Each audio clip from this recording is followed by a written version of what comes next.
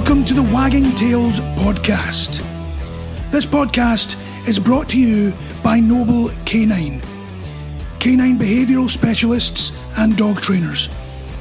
We provide global online consultations and training, as well as physical training and behavioural rehabilitation within Singapore. And welcome to this episode of the Wagging Tails podcast. In this episode, we're going to be talking about navigating dog ownership. What that's actually going to entail is looking at the benefits of owning a dog, looking at what you need to consider before you get a dog, looking at what to consider before you decide to adopt a dog, adopt a shelter dog or an ex-stray, what to look at when you're potentially having to move overseas. Maybe you're an expat in a country and you're wanting to adopt a dog while you're there. Maybe you're at home and you're getting a job overseas or an opportunity overseas, or what if you do? And what are you going to do about that? And what do you need to consider about that as well? We're then going to look at stuff that's slightly less nice, but sometimes it is the reality. And then we're going to be looking at rehoming. There's been a large number of rehoming posts that I've seen fairly recently, and I thought this is something that needed to be addressed. We're going to look at the impact of what rehoming a dog actually does to the dog, and what we should consider about that before we decide to do it. We're also going to be looking at some of the reasons and considerations that are taken on when rehoming a dog, to bear in mind that we're not shaming anybody when we go into this. What we're actually doing is looking at this from a standpoint of, these are some of the reasons that people have to rehome. So if these are a potential for you, think twice before you decide to bring a dog into your life. So first things first, reminder for a future episode. Our next episode is going to be on Valentine's Day. It's going to be on the 14th of February. That's going to be 8 p.m. Singapore time, or 12 noon GMT. Or in Australia, the AEDT time is going to be 11 p.m, which is quite late, I understand. And in the US, EST will be 7 a.m. and PST will be 4 a.m. If you guys are able to join us live, what we're going to be talking about is how dogs impact your relationship and your love life. We're going to be looking at the pros and some of the cons. We're going to be sharing some stories about some of our clients and how it impacted them, ourselves. And indeed, if you guys have any stories about how your dog has impacted your love life, please let us know in advance if you can, and if not, in the comments as we're doing it, so that we can then share it as well. So, the benefits of owning a dog. Well, the benefits of owning a dog are numerous. There really is a lot of great benefits to having a dog in your life. And this is something that people like to talk about a lot more than the considerations that they should have before they get a dog, which is completely normal. But I also want to talk about this a little bit before we go down the rabbit hole. One of the big benefits of having a dog is, of course, companionship. But having a dog is way more than just companionship. It's something that brings a massive amount of benefits and a great amount of joy into your everyday life. It goes everywhere from emotional and psychological to physical, improving your mental health, your safety, your security, and everything else. So let's just have a wee look at that. The emotional and psychological benefits. Companionship is the big one. It's the obvious one. It's kind of an unconditional love that you get from your dog, which is just something that cannot be understated. Having a dog in your life does give you that love, that excitement when you come home, when the rest of your family might be too busy, they might be not in the house. When you get home, your dog is going to show you unrequited love, and that's something very special. Dogs reduce your stress. They really do. So Interacting with dogs has actually been shown to lower your stress levels, reduce your anxiety, and it actually decreases your blood pressure, whether that being from the companionship, from the petting and interacting with the dog, or even just from having them around. The increased happiness, that one's an obvious one. Having your dog around does elevate your mood. It provides a great amount of a reality check in your life. For example, you might be having a bad day, it might be over something silly, but your dog comes up to you and drops a ball at your feet and says, "I want to play."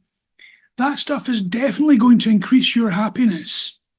And of course, it can enhance your social life, which kind of will lead to what we're going to be talking about next week in the Valentine special.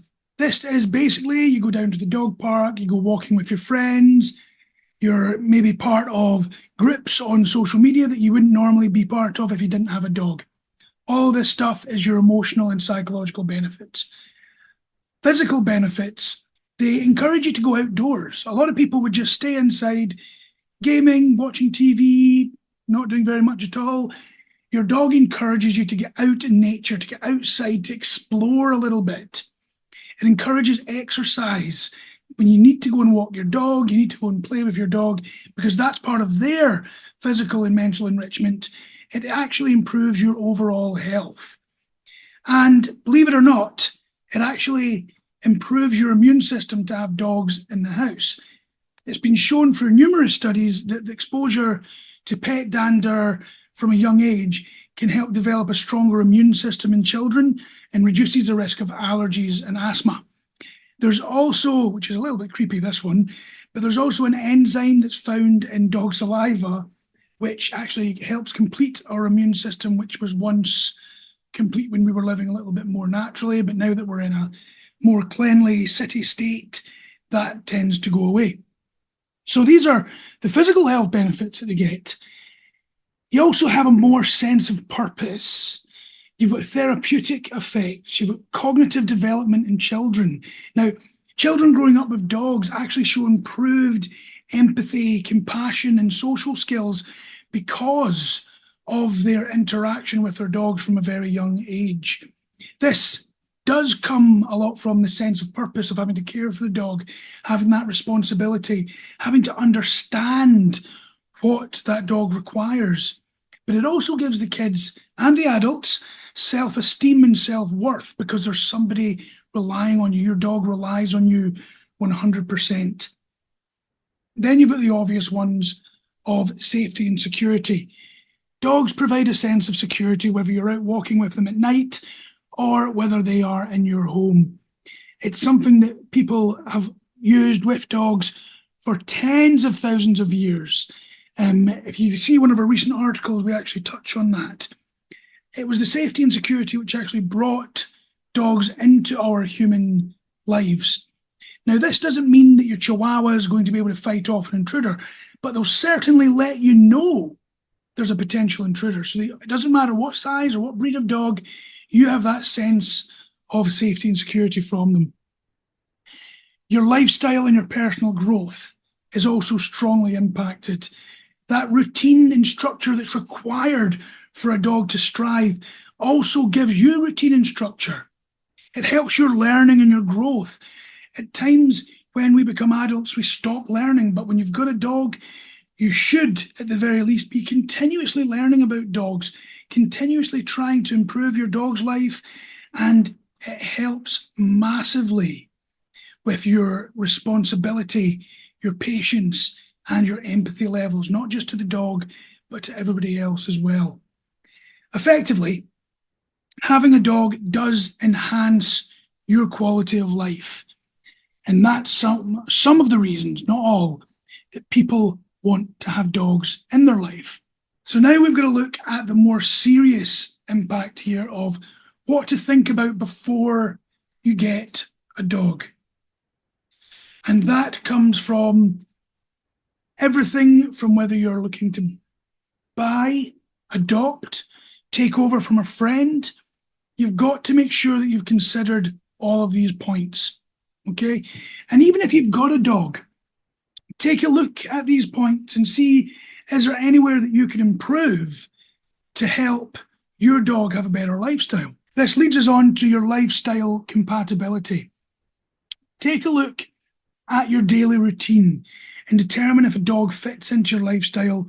Look at your working hours, your social life, outline the key considerations of that area. What sort of activity level do you have? Do you have enough time to take them for walks, to play with them, and give them the attention that a dog needs? This is very, very important. If it doesn't fit, maybe it's not the right time for you to have a dog, and that's okay. The right time might come later on. Breed research. If you're looking at buying or adopting a selected breed, make sure you understand the breed. A lot of people start talking about things like, oh, breeds don't matter. Yes, they do. There's no two ways about it. If breed didn't matter, breeds wouldn't exist. The reason that you've got a difference between a Great Dane and a Chihuahua is because they have been selectively bred for different purposes. So, of course, you're going to have different physical requirements and different mental requirements and different behavioral requirements for these breeds. So be aware what you're actually getting yourself into. Consider the size of the dog, the energy level, the temperament, the grooming needs. Be aware of any of the breed-specific health issues and the lifespan of the dogs. For example, if you get a large dog because you love the large dogs and that's what you want, but you've not taken into consideration any of these, you might be absolutely gutted to understand that some of these giant breed dogs only have an average lifespan of about 8 years, but the amount of work that's needed for that 8 years is quite vast. Or maybe you get a French Bulldog because you love the look of French Bulldogs. Understand the health issues that might come with that. A lot of the breathing issues that come with having a Bulldog like that. You've then got to look in your long-term commitment. Understand that a lot of dogs, contrary to what I just spoke about with the giant breeds, but most dog breeds will live between 10 to 15 years on average. We had a little dog when I was growing up and when I was at university, little Buddy. He lived to about 18, 19 years old. That's a huge long-term commitment that involves time, the emotional attachment that you bring up with this dog, the financial responsibility, and also understanding that when these dogs age, they are getting old. And you've got to love and care for them the same as you did when they were young. You can't give a dog up just because they're old and it takes a little bit more work and they're no longer cute and bouncy. That long-term commitment is paramount.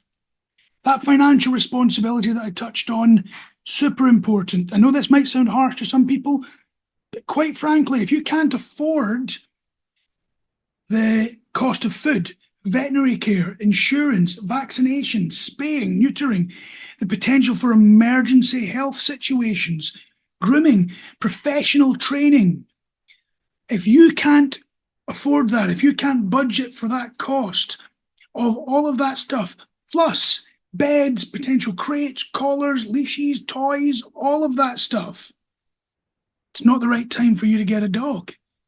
It's the hard reality of it. Your living arrangements as well.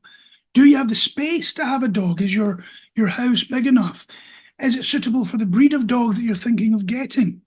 Do you have access to outdoor space within your home? And if you don't, do you have the time and the ability to take them out regularly enough that they're getting that outside exposure that they need? If you're renting an apartment, are you allowed pets? Does your landlord or the property management allow your pets to be there? Because if you're going to get a dog and all of a sudden you're going to be told that you can't have the dog there, you've got to bear that in mind. What are you going to do then? Training and socialization, right? This one obviously is something that I find very important, but it's because it is. Training is not an option when it comes to your dog. It's a requirement, okay? People might say, oh, I didn't need to do training for my dog. Well, you should have, because it's a safety thing. Lack of training can lead to your dog pulling you off your feet and you getting hurt on a walk. It could lead to your dog running out the house and getting hit by a car. It could lead to your dog getting into multiple dog fights or getting lost in a forest, or any of these things. Socialization and training is paramount. You've got to plan for it. You've got to commit the time. You've got to understand what socialization means. It's not just playing with other dogs. There's a lot more to it. If you don't have that ability, then that's when you've got to consider that section as well. Now, we touched on this in the financial side of things, but healthcare and maintenance is not just about money. It's about being able to take them for regular checkups, their vaccination, ensuring they've got flea and tick prevention, dental care if necessary to keep the dog healthy. Grooming needs by some breeds are very, very required, while other breeds, not so much. My boys, give them a brush, clip their nails, have a shower every now and then, and they're good as gold. Some breeds take a massive amount of grooming requirements. Then you've got to understand that if you're going on holiday, you've then got to make sure that your dog is cared for. We spoke about this in past weeks. If you're interested about that, go back and have a look. But if you're traveling, who's taking care of them? Can you afford boarding? Do you know which boarders to go to? Do you know who to look for? Do you have pet sitters? Do you have people or organizations you can trust? And of course, family and household members. Are all the family members on board with you having a pet? And if they're not, that's something you've got to consider and talk to them about. Does everybody get along well with dogs? Do they have fear of dogs? Do they have any allergies? All of this stuff is things you need to consider. So bear that in mind before you go out and just get a dog. You've got to make sure you've spoken to your family members about this. Now, legal responsibilities are very, very important. We've seen a massive amount of legal stuff coming up all over the world recently with regards to things like breed bans in the UK. You've just had recently the XL Bully. In Singapore, you've got Schedule 2 dogs, which require specific training, specific insurance, and you've got to have them muzzled when you're out in public. You've got to familiarise yourself with the local laws wherever you are regarding dog ownership. This includes licensing requirement, leash laws, noise adherence, all of that kind of stuff. For example, here in Singapore, you've got to have certain breeds are only allowed in HDBs, in the housing developments. So this means that if you're wanting a dog in those, a lot of them need to have special training requirements, and a lot of them need to be allowed to be there. So with all of that, take your time to consider all of those factors thoroughly to help ensure that you're prepared for dog ownership. And if all of these line up, if the stars align, I can promise you dog ownership is one of the best things in the world. Certainly one of the best things I've ever done with my life. Of course, aside from my marriage and having my daughter, obviously. Now, moving on to this one. Now, this is one that I know that a lot of people that are watching right now, when I look down at the list of people watching, are going to be very keen on me talking about. And I strongly advise anyone watching this that is involved in animal welfare groups or adoption charities, this is the section that you're going to want to send people to. What are your considerations before adopting a shelter dog or an ex-stray? Now, yes, everything we just spoke about is stuff that you need to think about when you are adopting as well. However, there's additional unique considerations that you need to think about before you adopt a shelter dog or an ex-stray. These dogs might have unknown traumas. They may have been neglected. They've maybe had inconsistent care. All of this impacts their behaviour and their health. And understanding this and understanding that patience is key to helping them adjust to your new home, if that's going to be the case, is one of the most beneficial things for them. But what do you need to consider? Well, let's look at the behavioural considerations. Now, obviously, I'm going to go for that one first, because that's the one I know more about. But first of all, you've got fear and anxiety. Understand that dogs that were born in the jungle or on the streets, maybe they've had genetic influences from that because there's multiple generations have lived in those areas. They are going to be naturally more skittish because it's essential for them to stay safe. If they're not skittish, they're not going to be able to stay safe. And as such, the ones that are more skittish are the ones that survive, the ones that breed, and that gets passed down. Or even if that's not the case, dogs that are in shelters, you've got to understand that these places, although they've got the best intentions in their hearts, it's effectively a jail cell for dogs. It's loud, it's smelly. In a good shelter, they may get walked once every couple of days. In your average shelter, it's going to be once a week, sometimes even less. You've got to understand that they're going to be unfamiliar with living in a house. They're going to be unfamiliar with social situations and interacting with humans or meeting other pets. You've got to gradually expose them to these new experiences and ensure that you've got them having a positive association to that. You've also got to understand that things like resource guarding, things like separation anxiety, things like house training, things like leash training are all things that you may need to address and work on. A lot of these dogs have not been socialized properly. A lot of these dogs will have resource guarding because of uncertainties about food. There's a dog that I've worked with up at a shelter recently, the wildest resource guarding and food aggression I've ever seen in my life. And it was because this dog was effectively a temple dog and was only fed rice and vegetables. So it had an extreme nutritional deficit. And when the dog started being fed real food that dog require, that dog became very, very possessive of it and started to guard that food with everything it's got because it wasn't sure if it was going to continue getting it.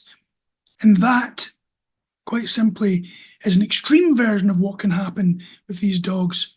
Separation anxiety, the other big one. After forming a bond with their new owner, a lot of shelter dogs will exhibit separation anxiety.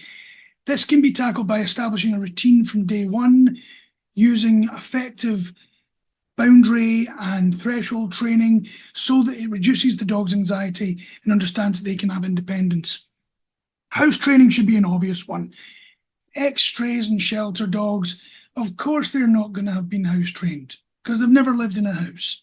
So you've got to make sure that you're willing to deal with an adult dog who may not have been house trained. And the same thing goes with walking on a leash. If they've been living in the jungle, the streets, as a stray, they've not been on a leash. So not only do you need to do leash training, you'll also need to do leash shaping, harness shaping, collar shaping, all of that stuff that comes along with it. Now that's the behavioural side of things. But you've also got to understand that shelter dogs and ex-strays, they come with a very incomplete medical history. And as a result, the health considerations are pretty vast. And I'll touch on a few of these, but as you know, I'm not an expert on health. If I could, I would have a vet on to do a specific episode on this because I think it'd be quite interesting to do that. But you've got to have very regular checkups, especially in the beginning, to make sure that you're identifying any health issues that your ex-stray or shelter dog might have. With every dog, you've got to do that, but you've got to be extra diligent because we don't know what the medical history is. Spaying and neutering may not be an option. A lot of the time, these charities will ensure you do that to prevent unwanted litters and to reduce certain health risks. Nutritional needs. A lot of these dogs have got nutritional deficits because of what they've eaten in the past. So it's really important that we give them a very good nutrition. That's going to help not just their health, but also their behaviour. We've got a piece on that as well. Then you've got chronic conditions and disabilities that may need to be treated because they've gone untreated for God knows how long. And that is all very, very essential. Effectively, when you go for an adoptive situation, you've got to understand that patience is key. It takes time. There's going to be an adjustment period, and you've got to be very patient with these dogs. These dogs are not the same as your pedigree from a good, responsible breeder. And you've got to understand that. You've got to understand that training and socialization may be a little bit more challenging because of that fear and anxiety. You've got to understand that you need to create that safe environment and that safe home for those dogs to get this result that everybody wants when they adopt a dog. But do remember that adopting a dog from a shelter as an ex-stray can be incredibly rewarding. I mean, I've got 3 of them myself. I try my best to get up to shelters regularly so that I can help the dogs that are up there. Once you get through that fear and anxiety, once you create that bond, it is absolutely phenomenal how much love and just sheer joy these dogs can give you. But you've got to make sure that you've considered everything before you go down that road.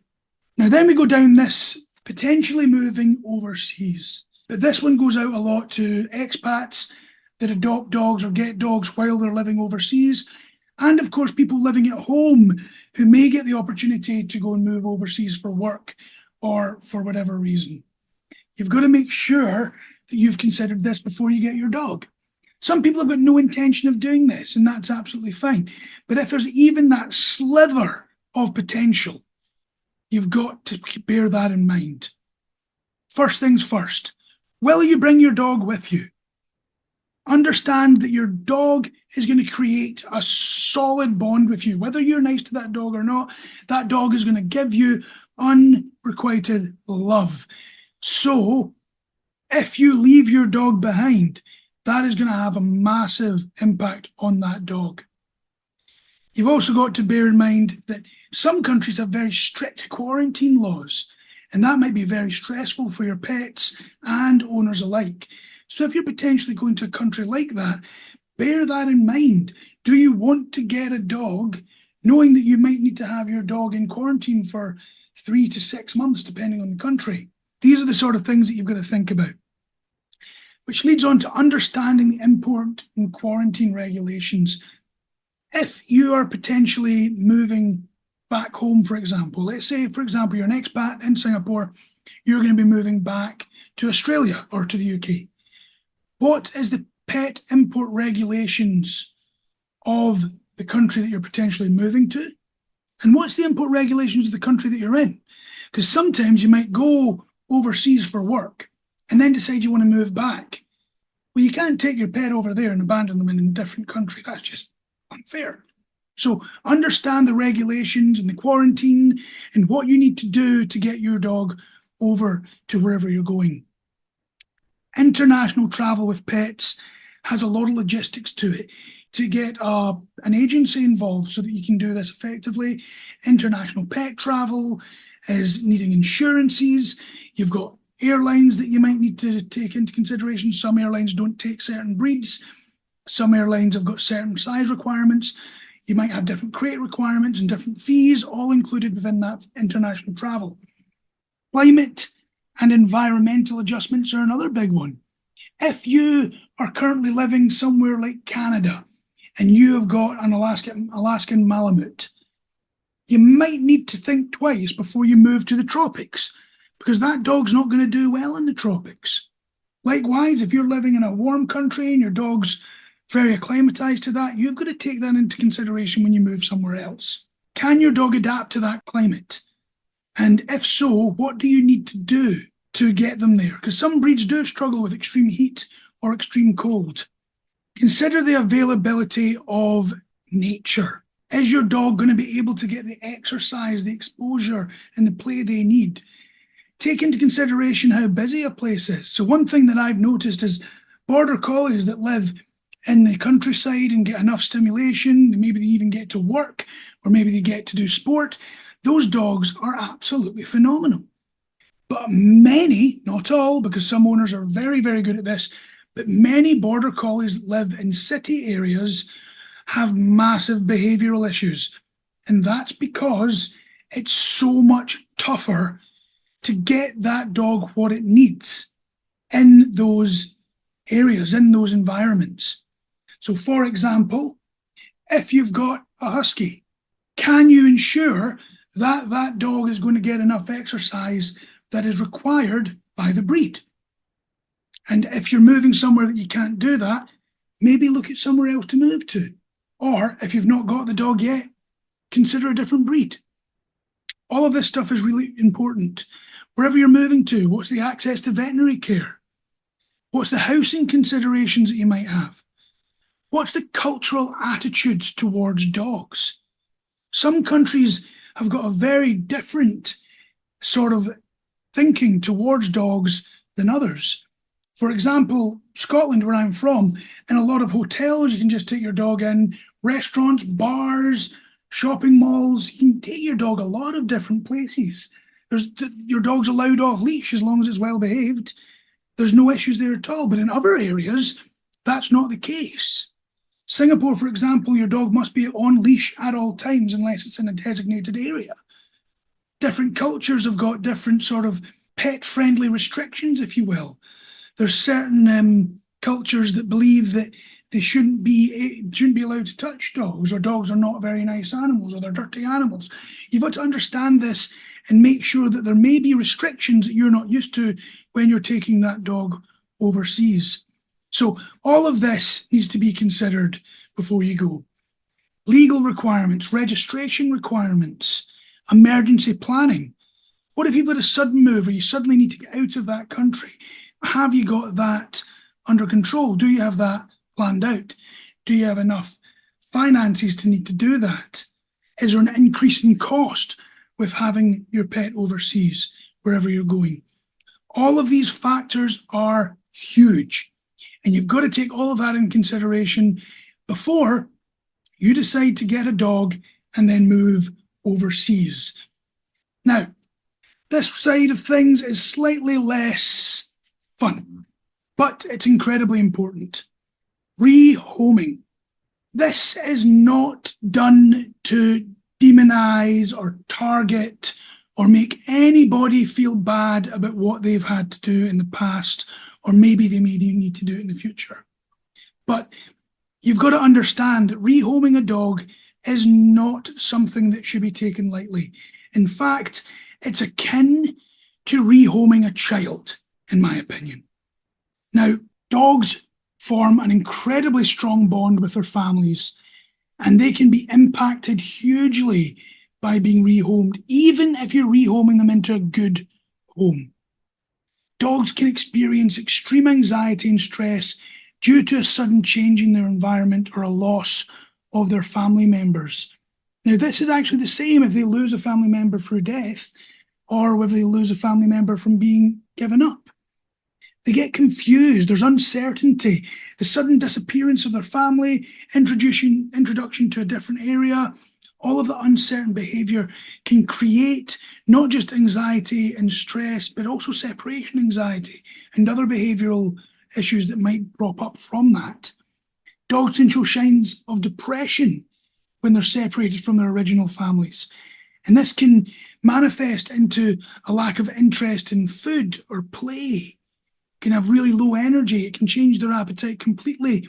And it can end up really impacting their physical health as well.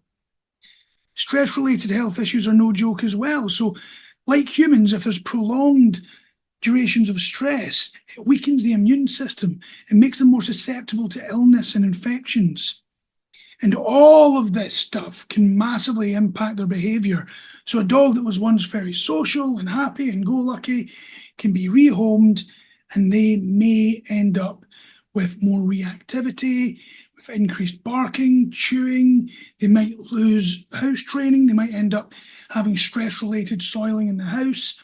All of this stuff can happen just from rehoming a dog. The adjustment period is huge. Bonding with the new owners takes time. It can be very stressful. And the stability in the routine is completely shot.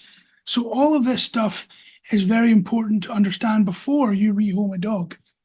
For those that might be bringing a rehomed dog into their lives, there's a few quick tips that I'd like to give. Provide a calm, welcoming environment. Make sure that there's space when you come into it, they've got a safe space. Maintain a routine. If you're able to talk to the previous family, find out what the routine was, try and keep it the same before you very gradually change it to something that suits you. You've got to be patient, you've got to be understanding, you've got to understand what the dog is going through, and you definitely need to consider professional support because you don't want this to go wrong. And effectively what you're going to have to do is ensure that you are creating positive experiences for everything that the dog is experiencing from them on. Now, then we move on to rehoming reasons and considerations, because not all rehoming is done for good reasons, and not all rehoming is done for bad reasons. A lot of things can go wrong in life. We don't necessarily have a magic ball which lets us know what's going to be happening. So a lot of the common reasons are things like behavioral issues. This can vary from aggression, severe anxiety. Things you've got to understand there is that you've got to seek advice from professionals. And if you haven't done that, is a behavioral issue really valid for rehoming the dog? You've got to take that into consideration. Financial hardships. Now, if you were once financially stable and able to afford the dog, and then something's gone wrong, and all of a sudden you're in financial hardship, that's obviously valid. Dogs can be very expensive. You might not be able to afford what you would like to ensure the dog has the best quality of life. But you can also explore resources like pet food banks, like low-cost vet clinics, low-cost pet insurance, reaching out to family or friends, or even certain charities for temporary assistance before you get back up onto your feet. Just because you're going through a little bit of a hard time doesn't mean that you need to give up your dog. Lifestyle changes. Relocation, we spoke about that. Job changes. If your job is all of a sudden a lot more challenging, a lot more time-consuming, that can be something that a lot of people cite as a reason. But what you've got to understand is that what sort of housing did you have in the first place? Was it pet friendly? Why are you needing to move to a house which isn't pet friendly? What sort of employment options are you going for? If you're the type of person that says, well, I'm not going to turn down an employment opportunity because of my dog, maybe you shouldn't have a dog. You know, that sounds harsh, but it's a valid point. You know, a lot of people will change their whole lifestyles. They'll move house to a certain area for their dogs. If you're the type of person that's not willing to even consider your dog before you take an employment up, maybe think about that. Allergies. A lot of people say this. We got a dog, but now we've got allergies. Well, yes, allergies can be very severe and have a massive impact on your health. But have you gone to a healthcare provider? Have you looked at management strategies? Have you looked at the fact, did you have these allergies before you got a dog? Maybe you should have checked that before you got a dog. You've got to take that into account. You can't just give up a dog because of allergies that suddenly appeared, okay? You've got to take that consideration and make sure that you have looked at it. A lack of time. This is a big one for a lot of things. Why can't you exercise? Lack of time. Why are you giving up your dog? Lack of time. All of these excuses are there. But how much time do you spend scrolling through Facebook? How much time do you spend watching Netflix or TV? How much time do you spend procrastinating? If this is the reason that you've got a lack of time, take that into account. If you're not willing to give up that TV time or the scrolling time, consider that before you get a dog. If there's an extreme lack of time which has come out of nowhere, you did not take that into account before you get a dog, yep, okay, maybe that's a genuine concern. Is it temporary? Could you alleviate this for dog walkers, pet sitters, doggy daycares? All of these can be a potential solution. You've got to think about these things. Now, this is something that I'm going to take on, which a lot of people get a little bit testy about. We now have a baby and a lack of time, so we've got to give up the dog. No, I'm sorry. That's not an excuse that you should be putting forward. Because if you have got a dog, if you're considering getting a dog, you've got to consider that you may meet someone. And if you may meet somebody, and if you are a couple, are you considering a family? Are you considering that family within the dog's projected life period?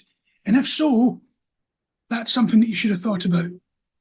Yes, time is extremely challenging when you've got a kid and you've got dogs. I know that firsthand. You've got to make sure that you've prepared your dogs for the kid as soon as you find out. There's no reason not to do it. We've got articles out there telling you how it can be done. we're here to support you. There's many other professionals of behavior specialists and trainers that are willing to support you doing that as well. So make sure that that is something you consider. Housing issues. Yep, we've spoke about that. A lot of rentals don't allow pets. If you're renting or you might potentially rent, are you willing to turn down potential homes because of your pet? When we are renting, it takes us so much longer to find a suitable environment and a suitable home because we have 3 big dogs. Yep, it's a pain in the butt, but nope, there's no way we're going to be looking at getting rid of our dogs for that. So that's a big consideration. Are you willing to hold out for pet-friendly accommodation and making sure that the landlords are willing to have those dogs in your home? This is a lot of excuses that come out, or a lot of reasons, depending on how you look at it.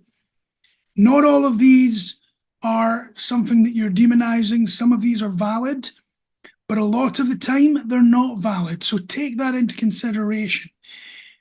All of this stuff can be overcome 9 times out of 10. The one that a lot of the time can't be overcome, which is why I've separated it, is the health of the owner. Sometimes the owners get very sick. They end up in homes or hospitals, and then the dog needs to be rehomed. This is a very tough one, something that props up every now and then. This one tends to be incredibly valid, and it's something that people need to consider when they're bringing that dog into their home. Are you willing to let that dog go and interact with the original owner? Because that's something that might be very, very beneficial for not just the dog, but also the owner when they're struggling with their health. This is something that I feel is very important when the health of the owner is the reason for the dog being rehomed. So before you rehome a dog, exhaust all of the options. Ensure every possible solution has been explored, including training, behavioral modification, financially, lifestyle adjustments, choosing what direction you're sending your life because you brought this dog, this life into your home, and it's your responsibility to look after it. If you do need to rehome, make sure it's responsible. Only rehome your dog to somebody that you know is going to be responsible. Please, please, please do not just abandon your dog back to a shelter that you may have adopted them, or to a shelter. A lot of these shelters are already overflowing with dogs that are needing new homes. Chucking that back to the shelter is not fair. By all means, if you've adopted, I strongly advise that you let the shelter know that you are needing to rehome the dog and letting them help you. But do not just throw the dog into a cage, because that's effectively what you're doing when you're sending them to a shelter. Make sure that you've got all the health and behavior records in line so that whoever is taking the dog and looking after the dog has all of the information they need to give that dog the best home that they can. Ensure that you're giving fair trial periods. Ensure that you are emotionally prepared. Ensure your family are emotionally prepared, because that's incredibly hard on a family, especially with real valid reasons for rehoming a dog. I can only nightmare about how I would feel if I had to rehome even one of the dogs, let alone all 3 of them. I'd be broken. You've got to be prepared for that as well. Now, all of that we've just spoken about, it might seem very down, it might seem very bummerish, but it's so important. And it's something that I strongly advise anybody thinking of getting a dog considers before they pull the trigger. If you even have a dog, make sure you consider all of this all over again so that you can improve your dog's lifestyle, because none of us are doing it perfectly. I know there's definitely things I can do to make sure that my dogs have a better life, and it's something that I strive towards. And I know by looking at who's watching right now, it's stuff that you guys strive towards as well. So effectively, we've got to understand how amazing it is having a dog. One thing that I will share, which many people already know, is getting our boy Athos completely changed my life. I used to work in oil and gas. I was in a corporate position. I traveled a lot. I loved it. Don't get me wrong. It was a great period of my life. But getting Athos changed my life massively. Not only did it change the way that my lifestyle was done, changed my social life, it changed the way I thought about life. It changed my career. Took me from being in a corporate position, a corporate management position, to completely re-educating myself, to me having to enroll at university to do canine psychology and cognitive courses, having to go overseas to do dog training courses, and then changing my career and my life completely. It was a huge benefit to me. My mental health took a massive boost. My stress levels completely changed. I'm pretty sure that's one of the reasons that we managed to actually have a family. Because beforehand we were struggling, and I know that my wife wouldn't mind me sharing that.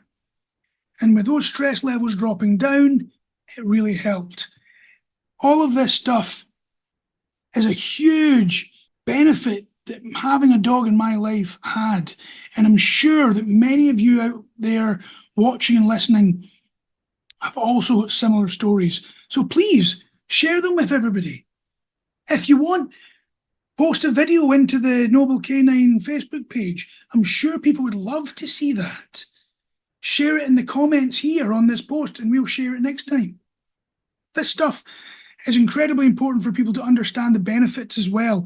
So despite everything that I've just gone through there, the benefits are huge. They certainly, in my opinion, outweigh the considerations that you need to take into place before getting a dog. Now, before I sign off, I'm just going to remind everybody, next week we have got our Valentine's Day episode, how dogs have impacted your love life and how they can impact your love life, both the positives and the negatives. That's going to be on Wednesday, the 14th of February, 8 p.m. Singapore time. That's 12 noon GMT in the UK. In Australia, your AEDT is at 11 p.m. In the US, EST 7 a.m., PST 4 a.m. So if you're able to join us live for that one, sharing your stories about how they've impacted your love life, that would be absolutely fantastic. Hopefully we're going to get some good stories in there about how dogs help people meet, how they've improved lives, how they've created challenges, which a lot of the time ultimately improve them as well. So be here for that. Make sure you're able to listen to it if you can't join us, because I think that's going to be a good one. If you want to support us, please do so. We've got a Patreon. The Patreon link's going to be in the comments here. Supporting us is a massive benefit. It means that we can look at getting more high-profile guests. It means that we can improve the setup for the podcast. We can look at getting better equipment.